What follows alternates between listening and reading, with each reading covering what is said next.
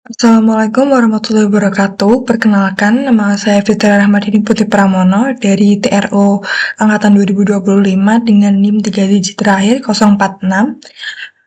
Di sini saya akan melanjutkan penjelasan bagian sebelumnya yang telah kita lakukan. Sebelumnya kan kita sudah mengetahui apa sih pemrograman itu. Kita sudah membahas tentang looping, list, array, dan juga lain-lainnya. Nah, di sini kita akan membahas tentang function atau fungsi. Nah, langsung saja kita masuk ke apa sih fungsi itu. Nah, fungsi adalah blok kode yang dirancang untuk melakukan tugas tertentu dan dapat digunakan kembali atau reusable. Nah, fungsi ini dapat membantu dalam yang pertama, modularisasi program, yang kedua, mengurangi duplikasi kode, dan yang ketiga, itu memudahkan debugging atau maintenance. Nah, cara menulis fungsi itu gimana sih? Nah, cara menulis fungsi itu kayak gini. Kita dapat menulisnya dengan di Python ya, ini menggunakan def, habis itu nama fungsi atau variabelnya itu, lalu ada tanda buka dan tutup kurung, yaitu isinya tuh ada parameter. Nah, nanti akan saya jelaskan tentang apa itu parameter. Habis itu, selanjutnya itu akan menjadi seperti ini, return. Nanti saya akan juga jelaskan tentang apa itu return atau value return. Nah, di sini apa sih parameter itu? Parameter itu bisa disebut juga dengan input. Nah, parameter adalah variabel yang dideklarasikan dalam definisi fungsi yang berfungsi sebagai placeholder untuk nilai yang akan diterima oleh fungsi tersebut. Analogi sederhananya tuh kayak parameter itu sebuah formulir kosong yang harus diisi ketika kita memanggil atau mengambil suatu fungsi. Nah, parameter ini sendiri tuh punya 3 jenis. Yang pertama itu ada parameter posisi atau positional parameters. Yang kedua ada parameter default atau default parameters. Dan yang ketiga itu ada parameter keyword atau keyword parameters. Nah, untuk yang pertama itu ada parameter posisi ya. Nah, itu cara penulisannya tuh seperti ini, def, habis itu tambah variable itu sebagai kayak variabelnya, habis itu isinya ya udah parameter kayak biasa. Habis itu yang kedua itu ada parameter default. Nah, seperti biasa juga itu menggunakan def habis itu variable. Di situ ada variabelnya tuh apa yang buat kita manggil suatu fungsi tersebut. Habis itu dalam kurungnya sebagai parameter itu kita isi sebagai seperti kayak bisa ini, seperti yang ada contohnya ini. Ini kayak nama, habis itu salam. Salamnya halo, terus namanya nanti kita isi. Terus hasilnya nanti itu akan menjadi salam, halo, dan juga namanya nanti yang kita masukin outputnya nanti. Habis itu yang ketiga itu ada parameter keyword atau keyword parameters, yaitu ini sebenarnya mirip juga sih dengan parameter default yang penulisannya seperti biasa def, terus habis itu sebagai variabel yang buat kita manggil fungsi ini nanti. Habis itu parametersnya nanti isinya nama, umur, dan juga kota yang bakal kita isi. Habis itu yaudah nanti outputnya bakal keluar nama sesuai nama yang kita isi, umur sesuai umur yang kita isi, dan juga kota yang kita isi nanti. Nah, ini contohnya, contoh penggunaannya seperti ini. Nah, lanjut ke fungsi rekursif. Fungsi rekursif ini apa sih? Fungsi rekursif adalah fungsi yang memanggil dirinya sendiri di dalam tubuh fungsinya sendiri. Konsep ini menggunakan pendekatan define dan juga conquer untuk memecahkan masalah kompleks dengan memecahkannya menjadi sub masalah yang lebih kecil. Analogi sederhananya tuh kayak bayangkan itu ada suatu cermin yang bercermin di cermin lainnya dan ada pola pengulangan yang sama sampai mencapai kondisi akhir. Nah, contoh dari fungsi rekursif ini sendiri adalah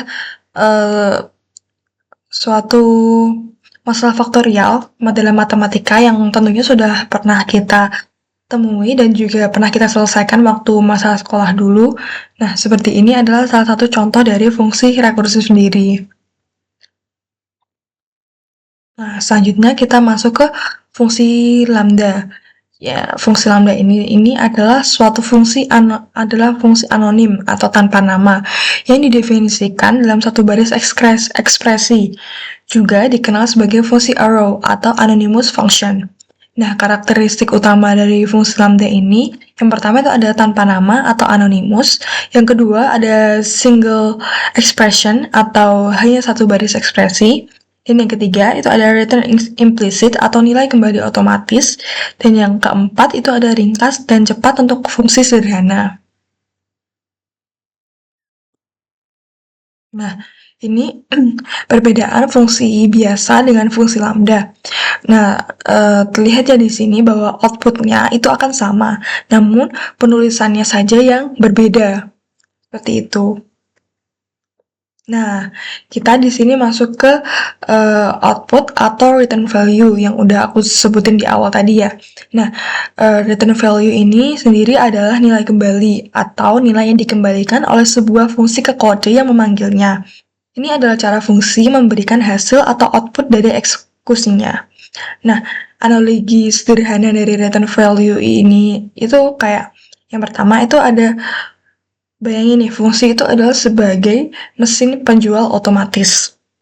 Nah, kita kan harus ngasih uang itu sebagai parameter. Terus saat mesin memproses itu adalah eksekusi fungsi sendiri. Terus saat mesin memberikan kita, contoh nih kayak mesinnya tuh mesin otomatis minuman. Berarti mesin memberikan kita minuman itu adalah return value-nya atau output hasil dari eksekusi fungsi tersebut. Nah, return value ini sebenarnya adalah mekanisme fundamental ya dalam pemrograman yang memungkinkan kita untuk yang pertama fungsi mengembalikan hasil komputasi, terus yang kedua komunikasi antar fungsi yang berbeda, yang ketiga pembuatan kode yang modular dan reusable, dan juga yang keempat error handling yang lebih baik. Terus nah ini adalah contoh dari return value-nya ya. Return value-nya itu yang ini output-nya. Nah, ini kan apa tuh namanya? Ini parametersnya 5 dan juga 3. Nah, output-nya akan menjadi 8 karena di sini fungsinya itu A plus B, maka 5 tambah 3 hasilnya output-nya akan menjadi 8 seperti itu. Nah, selanjutnya kita masuk ke scope variable. Nah, scope variable itu apa sih? Scope variable adalah jangkauan atau daerah di dalam pemrograman di mana suatu variabel dapat diakses. Scope menentukan di bagian kode mana sebuah variabel dapat digunakan. Nah, analogi sederhana dari scope ini adalah kayak scope ini adalah berbagai ruangan yang ada di dalam suatu rumah.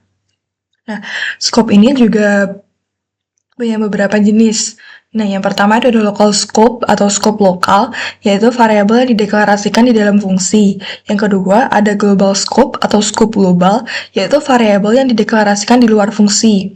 Yang ketiga, ada enclosing scope atau scope lingkup, yaitu variabel di fungsi luar atau pada nested function. Yang keempat, itu ada built-in scope atau scope bawaan, yaitu variabel atau fungsi bawaan bahasa pemrograman. Selanjutnya, nah, di sini ini adalah contoh flowchart untuk kalkulator sederhana ya. Yaitu kita bisa lihat seperti itulah gambaran flowchart untuk kalkulator sederhana. Ini sebagai gambaran saja ya. Nah, selanjutnya kita akan masuk ke dalam Scratch dan juga Python atau Replit nanti di web Replit untuk implementasi dari fungsi ini sendiri. Nah, di sini kita akan mulai dengan Scratch ya, seperti biasa. Yang di sini sudah ada apa tuh namanya, project tentang kalkulator sederhana. Nah, seperti ini saya akan jelaskan ya satu-satu. Nah, yang lainnya tuh pasti udah familiar banget nih. Nah, yang kayak rasa masih baru tuh yang ini kan, yang warna pink ini kan. Nah, ini adalah fungsi. Nah, gimana gimana sih cara kita nemuin ini? Ini ada di My Blocks. Nah, kita bisa bikin fungsi ini di My Blocks ini dengan cara make a block. Nah, seperti ini. Terus, eh, bisa dilihat ya, ini adalah fungsi yang di bagian ya. Yang pertama ini ada untuk awal, yaitu kita bikin fungsi untuk print instruction. Yaitu nanti kita akan taruh di sini setelah blok untuk starting. Habis itu eh, lebih singkat nih ya, kalau kita cuma kasih ini berarti nanti isinya tuh udah include jadi satu di dalam fungsinya, yaitu blok untuk mengatakan welcome, terus habis itu perintah lah intinya untuk kita memasukkan nama atau parameternya nanti yang akan di dalam sini. Terus habis itu ada fungsi lagi nih, fungsi buat nambah antara number 1 dan juga number 2. Habis itu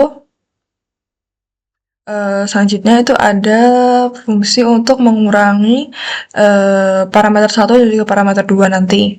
Habis itu ada fungsi untuk mengali parameter 1 dan juga parameter 2, dan juga itu ada fungsi untuk membagi parameter 1 dan juga parameter 2. Habis itu ini ada blok utamanya ya.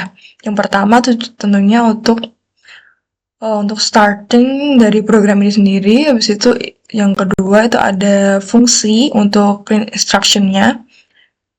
Habis itu kita bikin pertanyaan, nanya nih mau number satunya diisi berapa. Nah, habis itu kita simpan ke dalam suatu variable. Nah, kita simpan.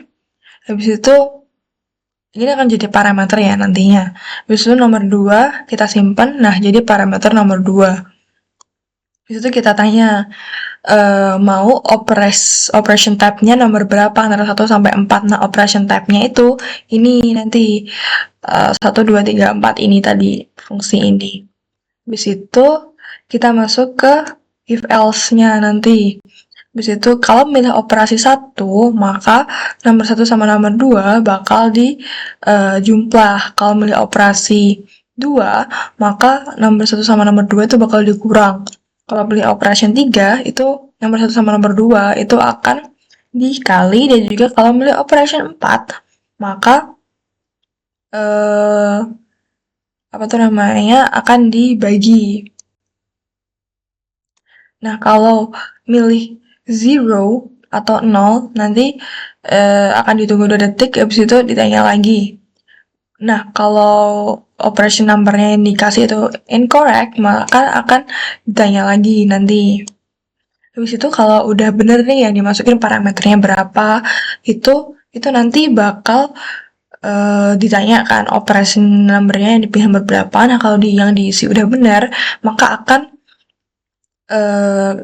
ada resultnya nanti hasilnya berapa. Nah, mari kita coba start running-nya.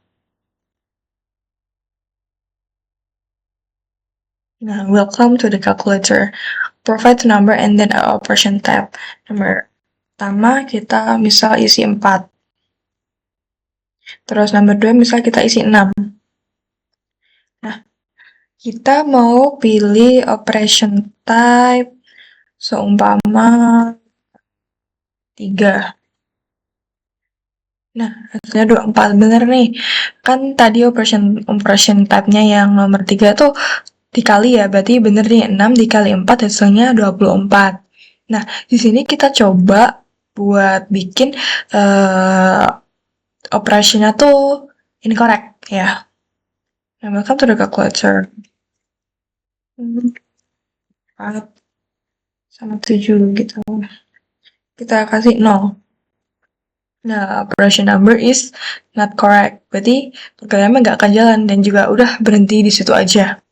Nah, kalau mau ulang berarti ya tinggal di starting ulang aja kayak gitu. Nah, nomor 1, 2, ya. Kita pilih,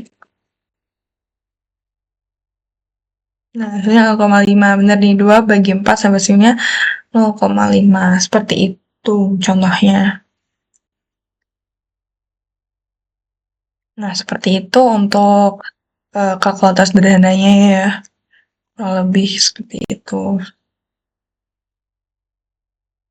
Nah, selanjutnya ini kita masih di Scratch ya, kita akan masuk ke project. Yang pertama itu ada project untuk menghitung nilai atau rata-rata nilai. Nah, yang pertama seperti biasa ya, kita akan, karena kita membahas tentang fungsi, di sini kita akan membuat fungsinya terlebih dahulu. Yang pertama itu ada fungsi untuk get grades from user, atau buat bikin parameter yang buat minta parameter data dari usernya, itu data nilai. Yang kedua itu ada menghitung minimum number list yang nanti berapa. Terus yang kedua itu maksimumnya nanti berapa, dan juga average atau rata-ratanya nanti berapa. Nah, kita bisa lihat di sini buat nyari nilai dari usernya ini, kita kasih yang pertama itu ada blok untuk fungsinya sendiri. Yang kedua itu kita buat nanti variabel buat minta nilainya. Ask for grades itu true, habis itu repeat under loop-nya nanti kita bakal tanya terus sampai false. Habis itu kita bakal tanya next grade, terus habis itu bakal disimpan di jawaban. Nanti kita simpan di variabel jawaban. Nah, nanti selanjutnya if else-nya itu if nilainya itu -1 yang dimasukin, maka setnya itu akan menjadi false. Maka akan berhenti di situ nanti. Nah, selanjutnya bila nilainya itu nanti lebih dari -1 dan juga kurang dari 11, maka itu akan tanya terus nih grade-nya berapa, terus kalau masih sesuai sama masih sesuai. Habis itu jika kebalikannya, jika yang dimasukkan itu angka nggak valid atau lebih dari atau nggak sesuai lah dengan nilai yang ada di sini, minimum maksimum yang di sini, maka program akan mengatakan please provide a grade between 0 and 10, dan juga -1 buat stop nantinya. Habis itu akan muter lagi seperti sebelumnya, kayak pelajaran loop sebelumnya. Habis itu masuk ke fungsi buat minimum nih. Awal kita kasih blok untuk fungsi, yaitu buat minimum nilainya nanti. Habis itu set minimumnya, habis itu indeksnya nanti minimumnya tuh dari yang kita masukin tuh berapa nanti nilai minimumnya. Habis itu selanjutnya kita masuk ke fungsi yang bagian maksimum. Sama seperti minimum tadi, bedanya nanti ini adalah nilai tertinggi. Kalau minimum kan nanti nilai terendah yang ada di yang kita masukin nanti. Habis itu masuk ke rata-rata. Nah, sum ya, kita pakainya kayak biasa di Excel itu, atau rata-rata nanti. Dan juga kita masukin indeksnya. Habis itu kita bagi dari penjumlahan, lalu dibagi dari jumlah dari data yang kita masukin tadi. Nah, ketemulah nanti average atau rata-ratanya. So, kita masuk ke blok utamanya nih, program utamanya. Seperti biasa, kita pilih blok untuk starting nanti ya. Terus habis itu yang kedua, itu bakal nge-delete all data grids-nya buat mulai dari awal. Habis itu kita masukin fungsi get grades from user tadi yang awal, yang pertama banget tadi. Habis itu kita masukin fungsi if, yaitu data grades-nya itu 0, maka program akan mengatakan you have not given any grade, Kak. Atau kamu belum ngasih nilai berapapun, kita belum ngasih, maka program akan menunggu selama 2 detik dan juga di stop gitu aja. Habis itu kalau enggak, nanti program akan mengatakan say join, dan juga kamu memberi beberapa tadi berapa jumlah yang nilai yang kita kasih. Habis itu akan menunggu selama 2 detik dan juga program akan otomatis menghitung dari fungsi-fungsi yang udah kita kasih tadi, yaitu list minimum, maksimum, dan juga rata-rata tadi. Nah, habis itu program akan menghasilkan output atau output value, result value-nya tadi itu adalah nilai minimumnya berapa, maksimumnya berapa, dan juga rata-ratanya tadi berapa. Nah, langsung saja kita coba. Sini. Start ya. Pertama kita kasih nilai 2, 4,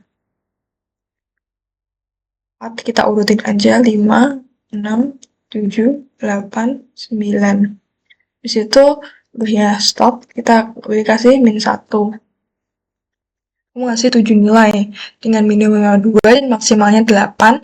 Di situ rata-ratanya 5. Udah sesuai ya. Nah, kita coba buat bikin salah di sini. Masukin kayak biasa tadi 4, 6, 8, terus seumpama kita masukin nih huruf A.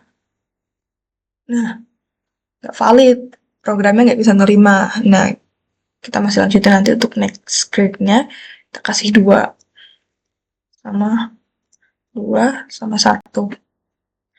Nah, kita kasih min 1 buat stop. Kemudian 5 nilai, dan juga minimalnya 1, maksimal 8, juga rata-ratanya 4,2. Kita coba lagi buat di awal tadi. Kita seumpama kita nggak masukin apa-apa nih, langsung next. Nah, itu sama aja kayak tadi kalau kita nggak masukin nilai yang valid kayak gitu, maka programnya nggak akan mau jalan. Kayak gitu sih kurang lebihnya untuk project nilai ini, menghitung nilai minimum, maksimum, dan juga rata-rata. Nah, ini adalah bentuk project tadi yang kita project untuk menghitung minimum, maksimum, dan juga rata-rata nilai dalam bentuk bahasa Python. Nah, kayak gini.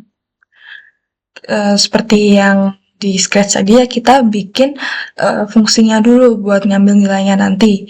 Yaitu kita pakai, yang udah kayak dijelasin di awal tadi, kita pakai def. Nanti buat nyimpan variabelnya itu get grades from user. Habis itu grades-nya, nanti habis itu tanda balok buka dan juga tutup kurung. Habis itu jika grades-nya itu true, maka itu akan menggunakan input next grade terus sampai grade-nya itu min 1. Kalau kita tulis min 1, maka hasilnya akan false, dan juga grade-nya itu harus lebih dari 0 dan juga kurang dari 10, maka grade akan tersimpan. Itu kalau tidak sesuai, maka program akan mengatakan print please provide a grade between 0 dan juga 10 dan juga min 1 buat stop. Persis kayak yang di Scratch tadi. Di situ akan menjadi return grades atau hasil atau tadi return value.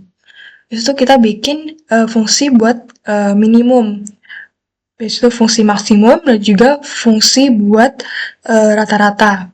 Persis banget kayak yang di Scratch tadi, cuma beda di penulisan aja sih. Di situ kita ambil seperti ini. Di situ langsung masuk ke ini yang utama tadi. Kalau yang di Scratch tadi utamanya di sini. Yang lain gantikan di atas itu fungsinya. Yang utamanya itu di sini. Nah, kita bikin grades itu get grades from usernya itu if grades-nya itu 0, maka program akan mengatakan you've not given any grade. Kamu belum ngasih nilai apapun. Belum ada nilai dimasukin nih buat parameternya nanti.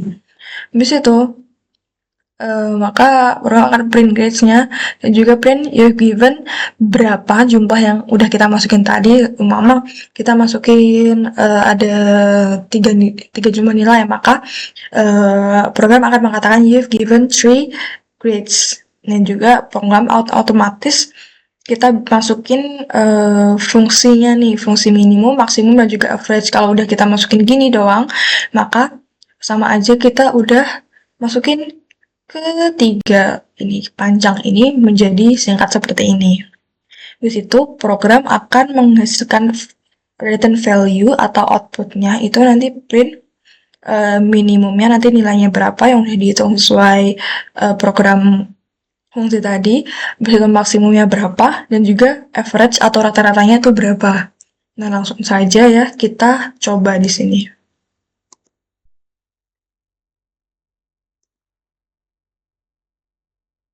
Nah, next grade-nya kita masukin sama 2, 3, 1, 0. Coba kita masukin.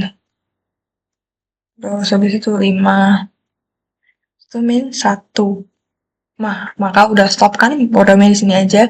Nah, di sini yang kita masuk ada 2, 3, 1, 0, dan juga 5.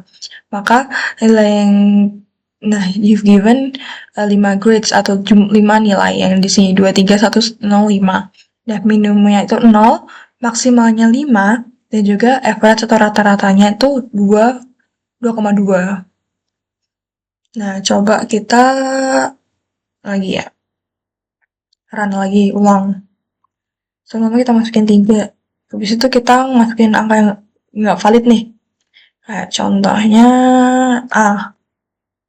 Nah, maka program nggak akan bisa membaca karena itu di luar dari perintahnya tadi.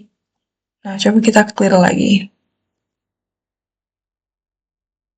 Coba kita masukin 4. Habis itu kita masukin nih gede contohnya 20 gitu. Nah, program juga gak akan mau menerima karena yang diperintah tuh cuma antara 0 sampai 10 dan juga min 1 buat stop. Nah, maka kita harus masukin ulang lagi nih. Contohnya 5, 8 gitu ya. Itu min 1 buat stop. Nah, 20-nya nggak akan kehitung karena ya ini di luar dari nilai yang bisa dihitung oleh program ini. Maka yang dipakai cuma 4, 5, sama 8, dan juga program memberikan outputnya itu you've given 3 grades atau 3 nilai yaitu 4, 5, dan juga 8, dan juga dengan nilai minimumnya itu 4, nilai maksimumnya 8, dan juga rata-ratanya itu 5,6 sekian 7 gitu.